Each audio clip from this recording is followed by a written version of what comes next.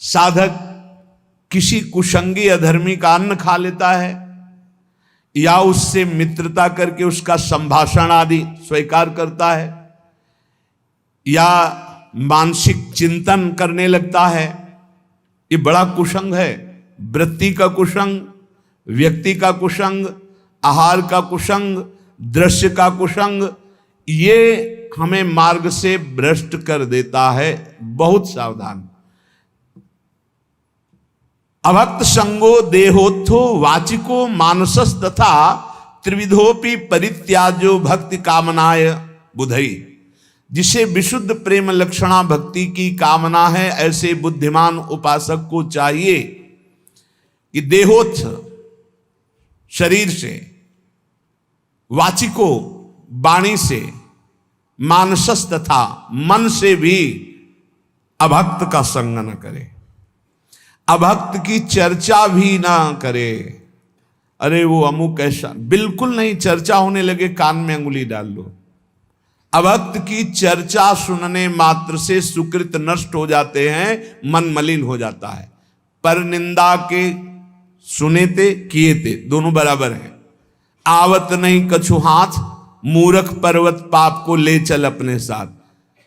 उपासक को चाहिए कि अभक्त पुरुष की वाणी से चर्चा भी ना करे। और ये बहुतायत है। जहां चार साधक बैठेंगे तो अपने में गुणाभिमान करके किसी साधक के न्यून आचरणों की चर्चा करने लगेंगे। ये बहुत हानिकारक है। परदोष दर्शन, परदोष वार्ता, ये साधक के साधन को चाट जाती है, उसको पता भी नहीं चलता और वो खाली होकर फिर विषयों का चिंतन करने लगता है। मन से भी उसका चिंतन न करे।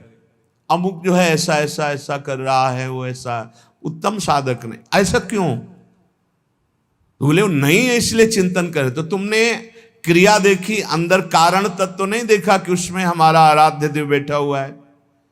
ये क्रूरापि पापिनो न च सताम संभाष्य दृश्या से सर्वानुवस्तुतया निरीक्ष परम स्वाराध्य बुद्धिर्मम। मेरे आराध्य देव वहां बैठे हुए हैं। बाहरी क्रियाएं तो हमको बाहरी क्रियाओं से कोई लेना देना नहीं। हम मन से चिंतन न करें, वाणी से चर्चा न करें और शरीर से संग न करें।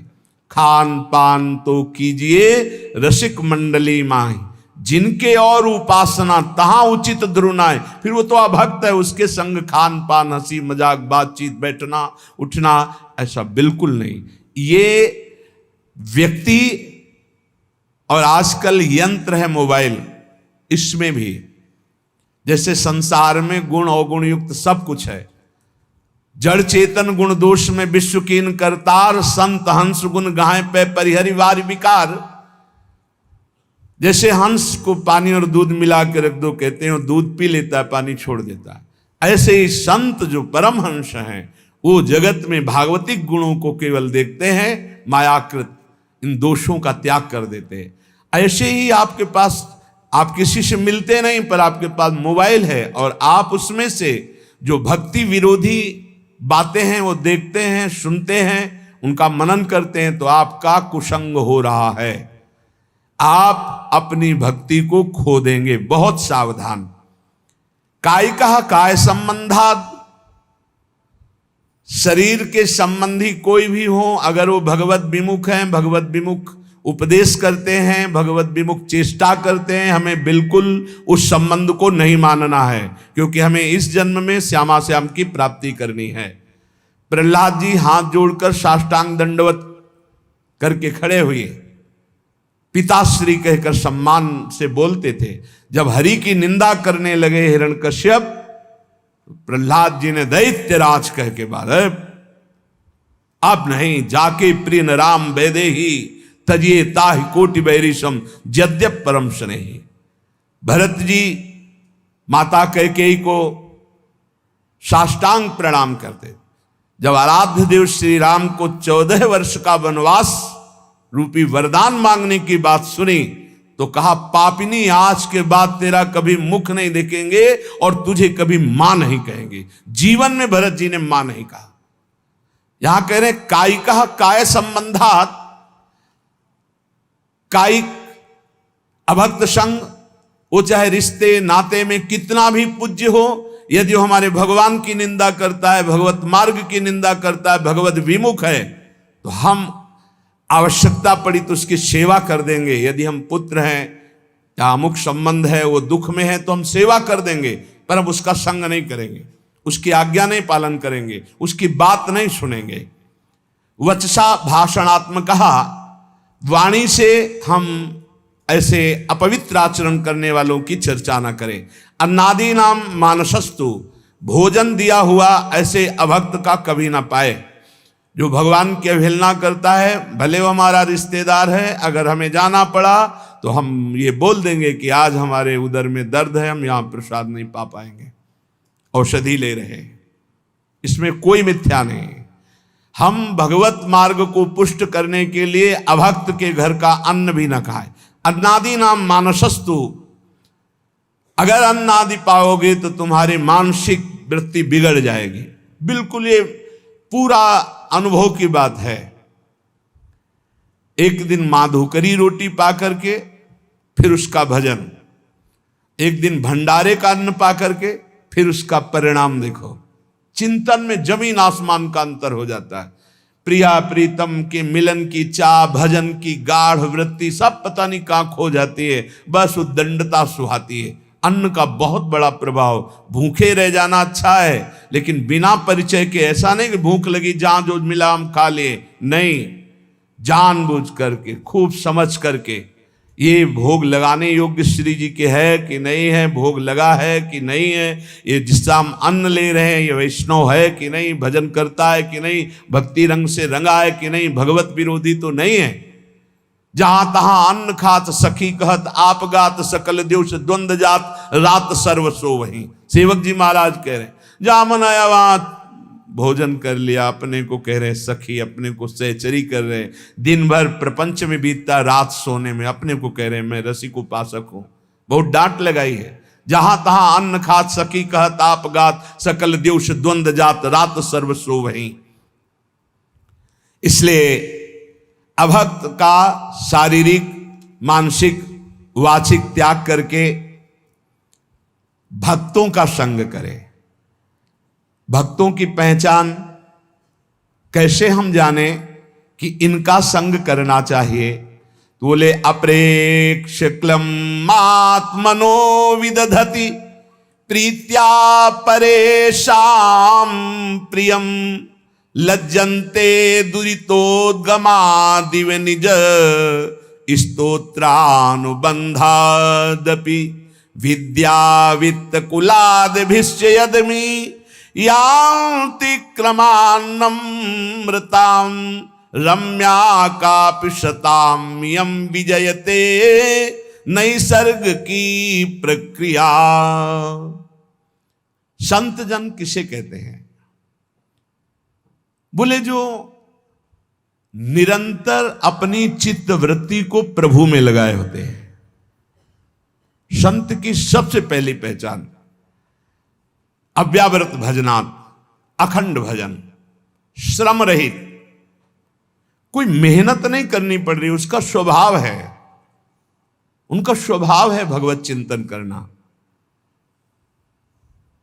याजु पर्यो में सहज स्वभाव, श्री हरिवंश नाम रस जाओ, ये स्वभाव पड़ गया है, स्वाद मिल गया है नाम का, स्मरण का। संत की सबसे बड़ी पहचान है हर समय वो निरंतर अविरत तैल धारावत अपने इष्ट के चिंतन में।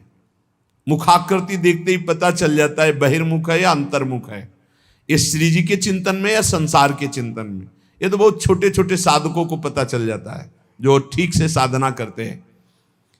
दूसरा, संत की पहचान दूसरे के क्लेश को देखकर तत्काल द्रवित हो जाना और उसकी दुख निवृत्ति के लिए तत्पर हो जाना। पर दुख द्रवई सुसंत पुनीता, दूसरे के दुख निवृत्ति के लिए तत्पर हो। हे भगवान, कैसे मैं इसका दुख दूर करूं, क्या करूं? अब उसके पास कोई उपाय नहीं तो सीधे भगवान से प्रार्थना, हे नाथ, इसके दुख को दूर करो, प्रभु आप कृपा करो, मुझे प्रेरणा करो, मैं कैसे इसके दुख को दूर करूं, कैसे सुखी हो पावे। ये संत सरल चित जगत हित जान स्वभाव स्नेह, उनका स्वभाव ही होता है जगत हित, दूसरे का प्रिय कार्य करने में बिल्कुल लज्जा ना आना, चाहे वो शौच धोना पड़े, चाहे वो कुछ भी कार्य हो, लज्जा संकोच छोड़ करके, अपनी परवाह न करके, दूसरे के दुख की निवृत्ति के लिए पूरा प्राण अर्पित करके तत्पर हो जाना, ये संतों का स्वभाव होता है। पहला अखंड स्मृति, दूसरा परहित परोपकार। किसी भी जीव को किसी भी तरह का दुख उसके द्वारा पहुंच ही नहीं सकता। संत का वचन, संत की चेष्टा, संत का संकल्प मंगलकारी होता है। साधु ते होए न कारज हानि, किसी भी तरह का चाहे वो वाचिक ही क्यों ना हो, संत के कभी ऐसे वचन नहीं निकलते कि दूसरे के हृदय में जाके पीड़ा पहुंचा दे। नहीं, संत के हृदय से निकले हुए वचन तो ऐसे होते हैं दूसरे के हृदय में आनंद वर्धन करने वाले। परुख वचन, कठोर वचन, ये संत के वाणी से निकल ही नहीं सकते, क्योंकि वहां निरंतर भगवत स्मृति चल रही। शरीर से ऐसी चेष्टा ही नहीं हो सकती। तो जिसे भगवत मार्ग में चलना है तो इसको आदर्श मानकर स्वीकार करना।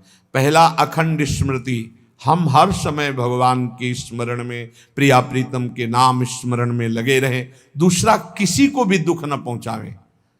ये जो अंडा, मांस, मछली ये सब खाते हैं, इनकी बड़ी दुर्गति होने वाली है।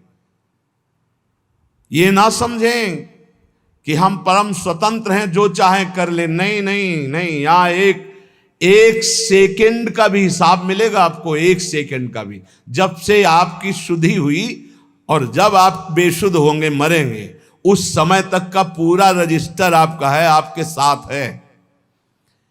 जय श्री हरिवंश नरक गति दुर्भर, यम द्वारे कटियत नख छिके। एक छोटी सी क्रिया का भी हिसाब है, आप मनमानी ना सोचे। मांडव्य ऋषि ने तितली की गुदा में कांटा डाल के छोड़ दिया था, तो उनकी गुदा में सूली डाली गई, सूली, और वो काट दी गई, निकली नहीं। अणि मांडव्य नाम पड़ा। वही धर्मराज जी को जाके साप दिए तो विदुर जी के रूप में धर्मराज जी अवतरित हुए। एक इतने बड़े ब्रह्म ऋषि तपस्वी तितली की गुदा में कांटा डाले, उसको नहीं मिटा पाए, और उनकी गुदा में सूली पड़ी रही, आज भी पड़ी है। और आप उबाल के खा रहे हो, काट करके खा रहे हो, तो आपकी दुर्गति क्या होगी? सावधान हो जाए। सबसे प्रार्थना है, यदि जीवन अपना मंगलमय आनंदमय करना चाहते हो तो मदिरा पान करना, मांस खाना, अंडा खाना, मछली खाना, ये जीव जंतुओं को भून कर उबाल कर खाना बंद कर दो। नहीं, नरक में भुने जाओगे, और यहां भी भुनोगे। वीआईपी कार में आग लगेगी और पूरे के पूरे परिवार सहित भुन जाओगे। जो बहुत स्वाद ले रहे हो ना, ऐसे चीखोगे, कोई खोलने वाला नहीं मिलेगा, क्योंकि वो तार बंद हो जाएंगे जिनसे बटन से खुलता है। तुमने भूंजा है ना, तो तुम्हें काल भूंजेगा उसी कार में। बड़े रौब से चल रहे, कई करोड़ की कार है, उसी में भून जाओगे। हमारी बातें कड़वी लगेंगी, लेकिन समझ लीजिए, शरीर से, मन से, वचन से दूसरों का दुख भरा कार्य, अपकार, अहित कार्य करने वाला कभी चैन से नहीं रह सकता, कभी शांत नहीं रह सकता, सदैव दुखी रहेगा। इसलिए दूसरों के शरीर का मांस खा के कोई बलवान नहीं होता। आप थोड़े दिन ब्रह्मचर्य से रहिए, सदाचार पालन कीजिए, सात्विक भोजन, ऐसा बल आता है, सच्ची मानिए, ऐसा बल आता है, ऐसा उत्साह होता है। ये चर्बी बढ़ाने वाले जानवरों को खाने वाले, इनकी कितनी ताकत होगी, सच्ची मानिए। हम मजाक नहीं कहते कि हम विनोद में कहते हैं। एक घूंसे में बैठ जाएंगे।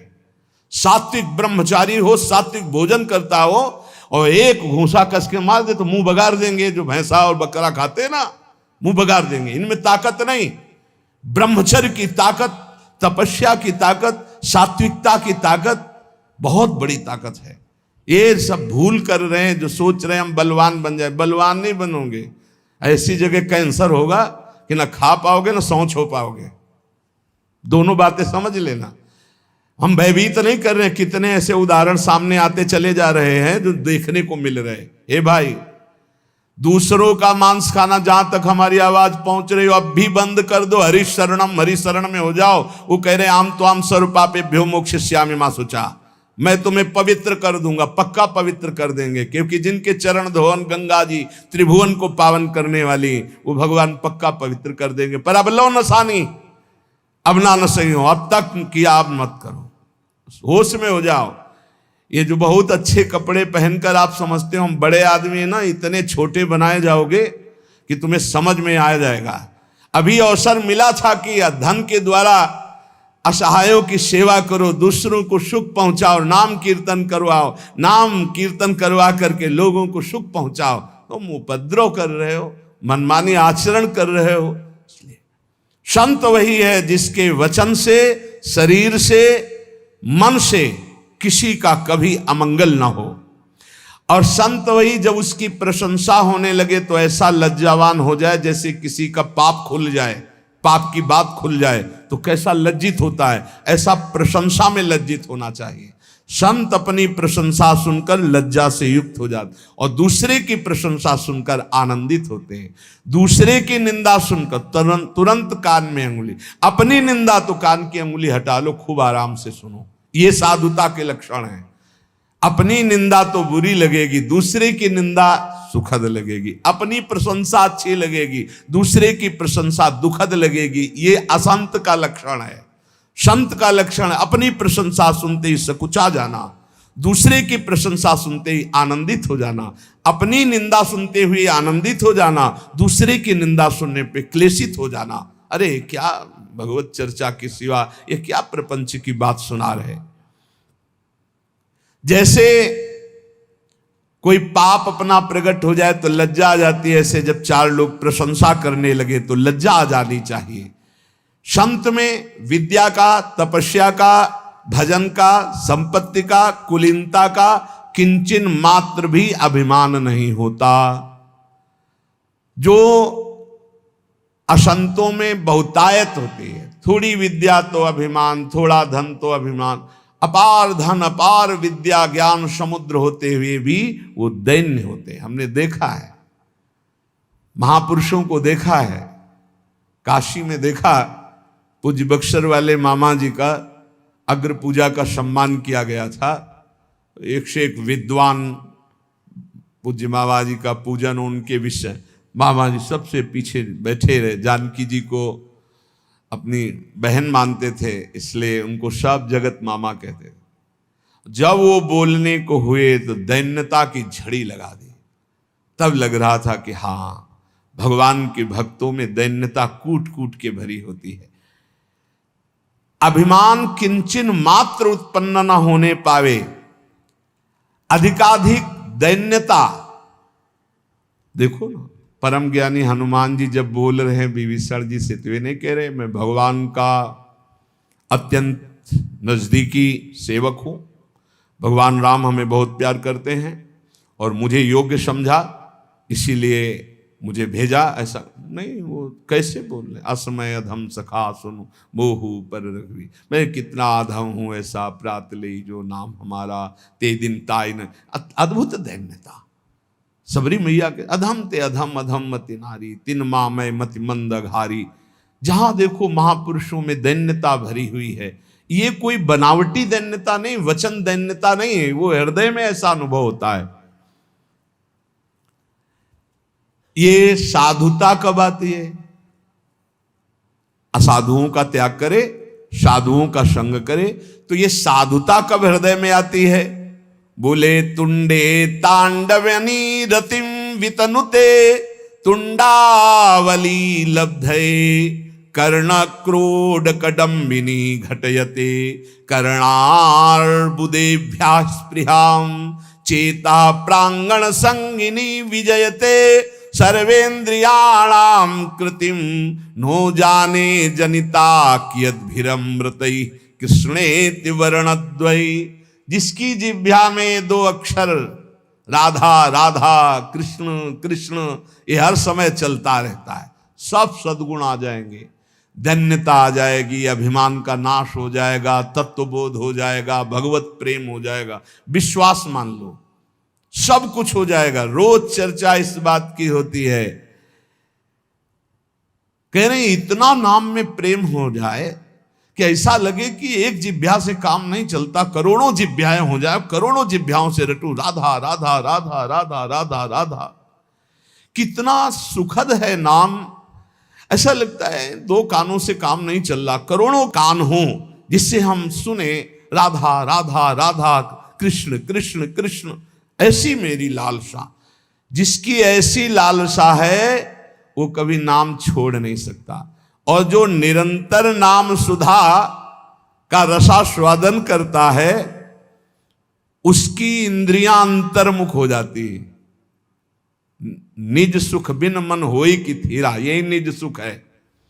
जब नाम सुख प्रकट होता है तो अपने आप मन अचंचल होने लगता, जाता नहीं विषयों की तरफ, और मन जो इंद्रियां बहिर्मुख होकर प्रकृति की तरफ, वो अंतर्मुख हो गई। चेता प्रांगण संगिनी विजयते सर्वेंद्रियाणाम कृतिम। जब चित्त अर्थात मन प्रभु के नाम रस में इतना पंग होने लगा कि उसके जाने की कहीं इच्छा नहीं रह गई, तो इंद्रियां भी अंतर्मुख होकर के शांत हो गई। जहां इंद्रियां और चित्त ये नाम में डूबे तो सच्ची साधुता का स्वरूप प्रकाशित हो जाता है, उसमें बनावटीपन नहीं होता। आज तक जितने भी महापुरुष हुए वो सब नाम से हुए हैं, ध्यान रखना। राधा राधा राधा, कृष्ण कृष्ण कृष्ण। अरे मन, ये बड़े दयामय हैं युगल सरकार। द्रुत कनक सुगौर स्नग्ध मेघौघ नील, छविभिर अखिल वृंदारण्य मुदभासयन्तौ, मृदुल नवदुकूले नील पीते दधानौ, स्मर निभृत निकुंजे राधिका कृष्ण चंद्रौ। राधा राधा कृष्ण कृष्ण ऐसा जपोगे तो क्या होगा? तुम्हारा चित्त रूपी दर्पण साफ होगा। चेतो दर्पण मार्जनम। जहां चित्त साफ हुआ और चित्त में ही चित्त चोर की झांकी आई, एक सघन मेघ श्याम वर्ण, जैसे नवीन जलधर में बिजली विराजमान हो दमकती हुई। आकाश की बिजली तो चमकती और अंतर ध्यान हो जाती है, लेकिन वृंदावन नवनिवृत्त निकुंज में जो बिजली विराजमान है मेघ में, वो स्थायी विराजमान है। आज दो दामिन मिल बहसी, बिचले श्याम घटाते नूतन ताके रंग रसी। आज दो दामिन मिल बहसी, एक चमकी चहु ओर सखीरी, अपने स्वभाव लसी। और आई एक सरस गहनी में, दो उज बीच बसी। आज दो दामिनी मिल बहसी। एक श्याम सुंदर के वक्षा स्थल से लगी हुई पीता अरुण क्षय मनंत तडिल लताभाम, और एक आकाश में नवीन जलधर में चमकी और अंतर ध्यान हो गई। बोले ये नवनिवृत्त निकुंज में विराजमान नवीन जलधर की कांति वाले श्री लालजू के हृदय से लगी हुई श्री प्रियाजू, बोले ये संपूर्ण वृंदावन गौर श्याम कांति से उद्भासित हो रहा है। ऐसा वो उपासक देखता है जिसकी हर समय जिह्वा इस नामामृत का पान करती रहती। राधा राधा राधा। नीलांबर पीतांबर धारी नवनिवृत्त निकुंज में विराजमान श्री युगल सरकार की, परसों कह रहे थे लाइव दर्शन होता है भाई। यहां हमारे प्रभु ऐसे नहीं है कि आए और दर्शन दिए और चले गए, ऐसा नहीं होता। ये वृंदावन धाम है, जी नहीं सकते उपासक। रही न सकत पल पलकन अंतर, जैसे जलते मीन। तो क्या करते हैं? सीधे ऐसी सामर्थ्य प्रदान करते हैं, हृदय नेत्र खुलते हैं और प्रतिपल छिन छिन बिहरत संग, छिन छिन निरखत प्रेम भरी, छिन जस कहता भंग। ये जो कृपा हरिवंश की, सदा सदा के लिए वो श्यामा श्याम के संग हो जाता है। हर समय जिह्वा से निरंतर नाम जपते हुए हमारे नेत्रों में श्यामा श्याम क्यों प्रकाशित नहीं होते? क्योंकि कोई न कोई अन्य अभिलाषा भी है। विवेक के द्वारा उसको त्याग दो, नहीं तो हमारे प्रभु पहले वही भोग तुम्हें देंगे जो तुम आशा कर रहे हो। विभीषण जी आए तो सबसे पहला कार्य रघुनाथ जी ने समुद्र का जल मंगवाया और राज तिलक किया। और विभीषण जी ने स्वीकार किया, उर कछु प्रथम वासना रही। ये जो अन्य अभिलाषा है, ये देख लो अपने अंदर, जल्दी जल्दी इसको ऑपरेशन करो, विवेक के द्वारा निकाल कर बाहर कर दो। यदि आपसे नहीं हो रहा है तो गुरुजनों से निवेदन करो, डॉक्टर हैं वो, सदगुरु वैद्य वचन विश्वास करो, उनकी आज्ञा का पालन करो तो तत्काल उस वासना का नाश हो जाएगा। ऐसा नहीं हो रहा तो सबसे बड़े वैद्य हैं श्री श्यामाजू, श्री लालजू। प्रियालाल से प्रार्थना करो रो के, प्रभु मेरी इस वासना की कभी पूर्ति मत करना, इसको नाश कर दो प्रभु। यदि मैं बार बार आपसे विमुख कोई वस्तु, व्यक्ति, पदार्थ, स्थान चाहूं तो नाथ मेरी इस वासना को नष्ट कर देना, कभी पूर्ण मत करना। अगर अन्य अभिलाषा बनी रही, यहां तक कि मोक्ष की भी अभिलाषा, तो हमारे श्यामा श्याम से प्रेम में बाधा पहुंच जाएगी। इसीलिए अन्य अभिलाषिता शून्यम ज्ञान कर्माद्यनावृतम अनुकूलेन कृष्णानुशीलनम भक्ति रुत्तमा। प्रेम पूर्वक श्यामा श्याम का भजन करना, कोई भी आचरण उनके प्रतिकूल ना हो। प्रतिकूलस्य विसर्जनम अनुकूलेन कृष्णानुशीलनम। अनुकूल रसिकों की आज्ञा, शास्त्राज्ञा के अनुसार ये अनुकूल होता है, उसके थोड़ा भी मनमानी करना प्रतिकूल हो जाता है। किसी भी प्रकार की कोई अभिलाषा अन्य ना हो, यहां तक कि ब्रह्म ज्ञान की भी इच्छा ना हो, मोक्ष की भी अभिलाषा ना हो। बस जैसे भाई जी महाराज कहते हैं कि हे भगवान मुझे बुद्धिहीन बना दो, सब मांगते हैं कि बुद्धिमान बना दो, भाई जी महाराज कह रहे मुझे बुद्धिहीन बना दो। ये बुद्धि, बस इतनी बात हो, मेरे श्यामा श्याम, मेरे प्रिया प्रिय, इतनी समझ रह जाए और सब बुद्धि खत्म हो जाए। जैसे कहते हैं कोई समझे या ना समझे, सबसे हमारी समझ भली, ठाकुर नंद किशोर हमारे, ठाकुराइन ब्रशभान। बस इतना रह जाए, बस इसके आगे सब खत्म हो जाए, ना हमें कोई ज्ञान रह जाए, ना कोई चाह रह जाए, ऐसी स्थिति शून्य। अन्याभिलाषिता शून्यम ज्ञान कर्माद्यनावृतम। ज्ञान कर्म इनका भी, ज्ञान से कर्म से जो प्राप्त होते हैं लोक लोकांतर मोक्ष आदि, इनकी भी मुझे चाह नहीं है। अगर ये भोग और मोक्ष की चाह रहती तो श्यामा श्याम का प्रेम प्रकट नहीं होता है। इसलिए कह रहे भुक्ति मुक्ति स्पृहा यावत् पिशाची हृदि वर्तते तावत् भक्ति सुख स्यात्र कथम अभ्युदयो भवेत्। जब तक ये भोग और मोक्ष की वासना रूपी पिशाची हृदय में बसती है, तब तक श्यामा श्याम के भक्ति रस का आविर्भाव नहीं होता। मोक्ष सुख की भी चाह, महाप्रभु हरिवंश चंद्र जी कह रहे विभेमी कैवल्यता, मुझे भय लगता है इस मोक्ष से, मुझे श्यामाजू की सेवा चाहिए, मुझे मोक्ष नहीं चाहिए। नहीं, यहां कह रहे पिशाची शब्द का प्रयोग किया है। मोक्ष अखंडानंद सुख है, शास्त्र सम्मत सुख है, लेकिन प्रेम के सुख के सामने मोक्ष पद को प्राप्त श्रीपाद प्रबोधानंद सरस्वती जी महाराज कह रहे हैं कि जब मुझे श्यामा श्याम का प्रेम मिला तो थूक देने योग्य हो गया ये ब्रह्मानंद। राम जी के रूप को जब देखा जनक जी तो कह रहे हैं नहीं बिलोकत अति अनुरागा बरबस ब्रह्म सुख ही मन त्यागा। मतलब ब्रह्म सुख मोक्ष सुख से भी श्रेष्ठ है प्रभु के रूप का रसास्व पान करना, नाम सुख में डूबना, प्रभु के प्रेम में डूबना। श्री कृष्ण चरणाम्भोज सेवा निर्वृत चेत साम ऐसा मोक्षाय भक्तानां न कदापि स्पृहा भवेत्।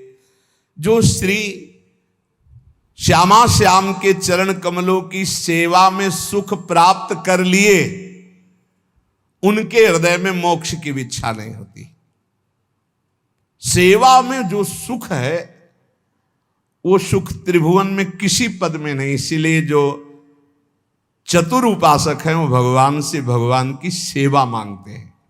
वो दीयमानम न गृहणंत बिना मत सेवनम जनाहा। वो कई प्रकार का मोक्ष देने पर भी स्वीकार नहीं करते। वो कहते प्रभु आपकी सेवा सुख चाहिए। सेवा सुख अपने लोगों को सहज में लाडली जी ने दे दिया। जो सब मांगना पड़ता है वो अयाचक वृत्ति से दे दिया। हम जानते ही नहीं थे क्या है, उन्होंने बड़ी कृपा से दे। अब इसको पकड़ लो।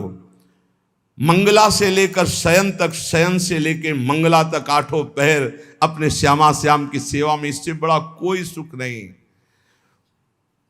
सन्यास के मूर्धन्य विद्वान, कट्टर सन्यास धर्म का पालन करने वाले पूज्य राधा बाबा, भाई जी महाराज ऐसे दाता, वैसे प्रायः देखा गया है देने वाला और लेने वाले में दो अंतर देखे गए। लेने वाला झुकता है, देने वाला ऐसे। लेकिन यहां उल्टा देखा गया, देने वाला चरण छुआ और लेने वाला जान ही नहीं पाया कि दाता ने क्या दे दिया। पूरा का पूरा हृदय परिवर्तन कर दिया। कट्टर सन्यासी पूज्य राधा बाबा, भाई जी महाराज ने चरण छू के वो दे दिया जो बड़ी बड़ी साधनाओं से नहीं प्राप्त होता। आखिरी में राधा राधा ही रह गया, राधा राधा। और वो सबको वृंदावन की कृपा से यहां प्राप्त है। राधा राधा यहां तो वायु में भी हो रहा, पत्ते पत्ते में। यही है राधा बाबा भाई जी महाराज, यही विराजमान है, यही घर है। ये संपूर्ण वृंदावन यही वो घर है जहां ये सब बड़े बड़े महापुरुष विराजमान हैं प्रियाजू के समीप सेवा में। पूज्य राधा बाबा भाई जी महाराज, पूज्य पंडित गया प्रसाद जी, पंडित रामकृष्ण बाबा, जितने सिद्ध महापुरुष ये सब यही श्री जी की सेवा में विराजमान है।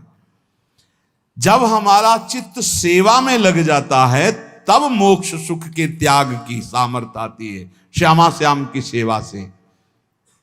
इसलिए हम सेवा जब करते हैं तो सेव्य हमको क्या देते हैं? वो देते नहीं हैं, वो हमसे और ले लेते हैं, हमारे चित्त को चुरा लेते हैं।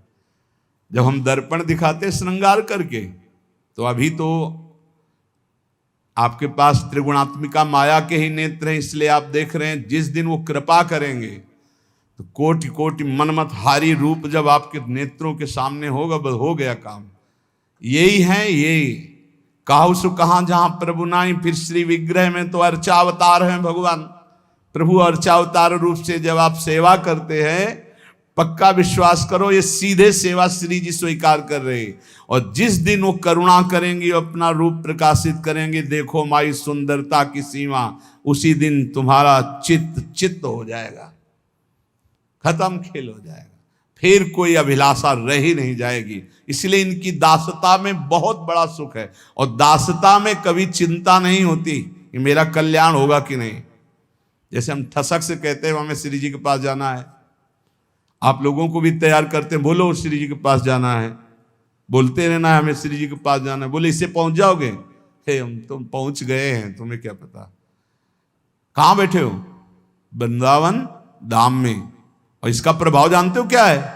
यद्गत्वा न निवर्तन्ते तद्धाम परमम्मम। ये धाम ना मानो तो तुम्हारी बुद्धि खराब है, और धाम मान रहे हो तो यहां के बाद जाना नहीं होता। और कर क्या रहे रात दिन? इन्हीं के चरणों में पड़े, इन्हीं का यश गान, इन्हीं के नाम रूप लीला धाम का आश्रय। अपनी तो बाजी जीत गए। नागरी दासी जन्म जितायो, बलिहारी बलिहारी, हमारी सब ही बात सुधारी, कृपा करी श्री कुंज बिहारी और श्री कुंज बिहारी। बहुत बड़ी कृपा हो गई बिहारी बिहारी जो कि हमें धाम मिल गया। राखे अपने वृंदावन मां, जीठा रूप उजारी, नित्य के लिए आनंद खंडित, रसिक संग सुखकारी, कले कलेश न व्यापे एठा, ए ठौर विश्व ते न्यारी, नागरी दासी जन्म जितायो, बलिहारी बलिहारी हमारी सब ही बात। हर समय मन नाचता रहता है। अब आपका कुढ़ता रहता है तो आप देखो, श्री जी से बिलग रहकर तो कुढ़ोगे ही, जलोगे ही, श्री जी की तरफ देखोगे तो नाचोगे। इसलिए ये प्रभु प्रिया प्रीतम क्या करते हैं, सेवा करने वाले को बिल्कुल रहने ही नहीं देते, बर्बाद कर देते। चित्त चुरा लिया, मन चुरा लिया, सब कुछ चुरा लिया और आके खुद हृदय में बैठ गए। बर्बाद क्या हो गया, जो बर्बाद करने वाले थे उनको बर्बाद कर दिया। न काम, न क्रोध, न लोभ, न मोह, न मद, न मत्सर, न अपना, न पराया। अब श्री जी बैठी है, केवल ढांचा बाहर से दिखाई देता है व्यक्ति का, अंदर केवल प्रिया प्रीतम विराजमान रहते हैं। तस्मित तज्जने भेदा अभावात। फिर निकलने लगता है मुख से, अन्य मुखों से निकलने लगे, अरे ये तो साक्षात भगवान है, ये तो साक्षात प्रभु हैं। क्यों? क्योंकि प्रभु आ गए। जैसे दीपक जलता है तो झरोखों से पता चल जाता है मकान का अंधकार नष्ट हो चुका है, ऐसे ही जिसके हृदय रूपी मकान में भगवान आकर विराजमान हो गए तो ये चेहरा एक एक चेष्टाओं से पता चलने लगता है अंदर भगवान प्रकाशित हो हैं तो सबके, पर वो प्रकाशित हो गए।